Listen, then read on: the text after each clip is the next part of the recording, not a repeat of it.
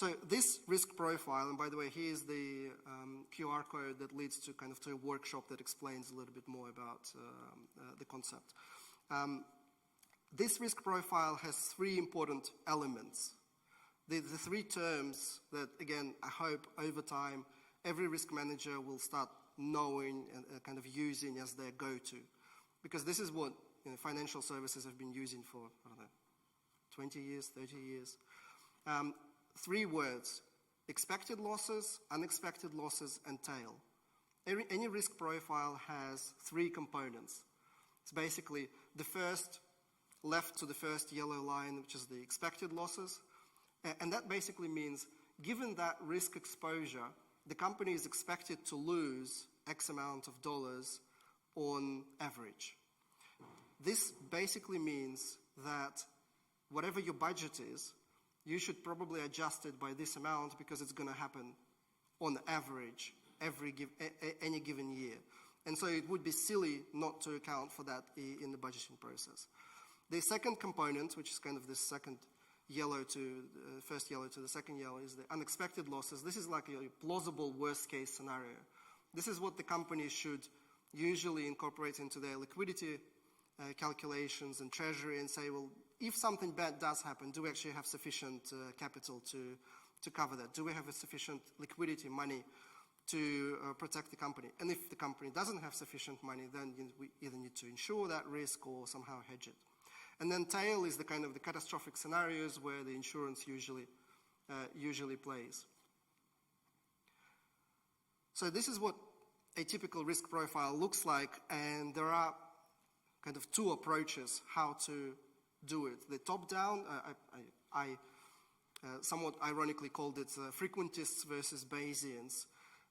Again, two words that are very familiar or should be familiar to risk professionals, but this basically means there is the top-down approach where for a given risk you have historical losses.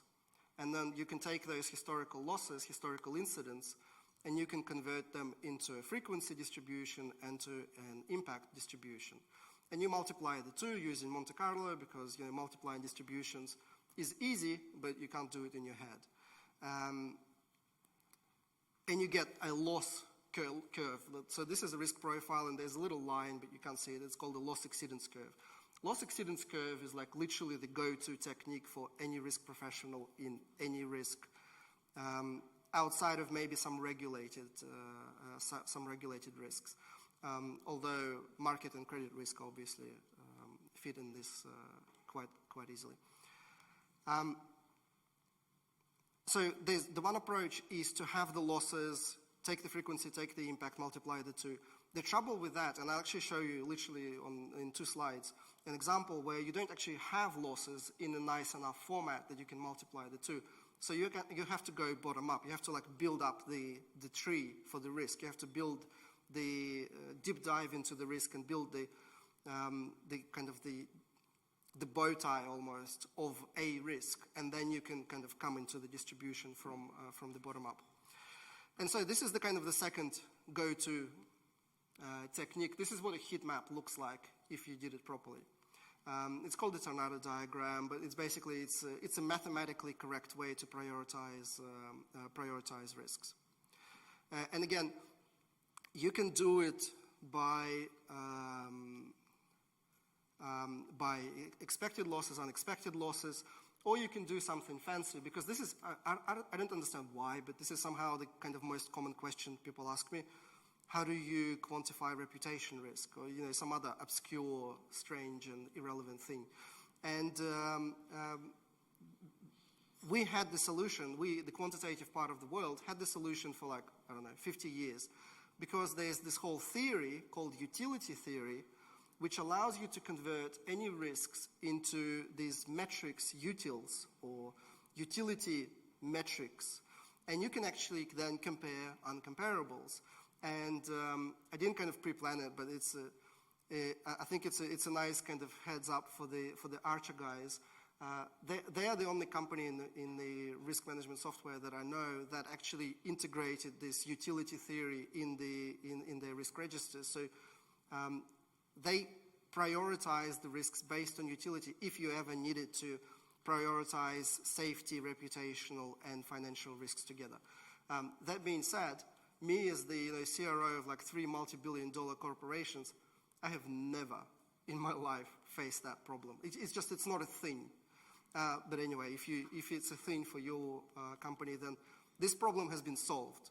Utility theory, read up on it. It's a great methodology for comparing, prioritizing uncomparables. Very famous in decision science. And it's an indication that we may not be familiar with that. But it doesn't mean it doesn't exist. It's part of a different world. And I think part of my kind of success in risk was that I always jumped into the other worlds to see what's happening out there. Because the decision science world and the neuroscience world and the probability theory world, they have so much we can borrow for our risk profession. And they've solved any problem you can think of. And I challenge you to think of some sort of problem in your risk methodologies and ask me at some stage, and I'll point you to the methodology where this has been solved in 1970 or 1960 or maybe in 18th century or maybe 15th century, because most of the probability things come from 15th century. So anyway, now I'm going to go into the case studies that my team has done and the results that we got. These are all sanitized but real presentations. Like this is what we showed executives. This is what we presented to the board audit committee. I'll show you some of the things that I presented to the Ministry of Finance. I'll show you some of the things I presented to the Ministry of Energy, and I'll tell a little bit of stories around that. So the first example, and this is basic stuff. Like this is as basic as it gets. In my company, not in the world. And I appreciate that this could be pretty advanced for the world, and that's one of the reasons why I was named the best risk manager in Europe, but also the RIMS in US named us the best risk implementation, kind of international implementation in the same year.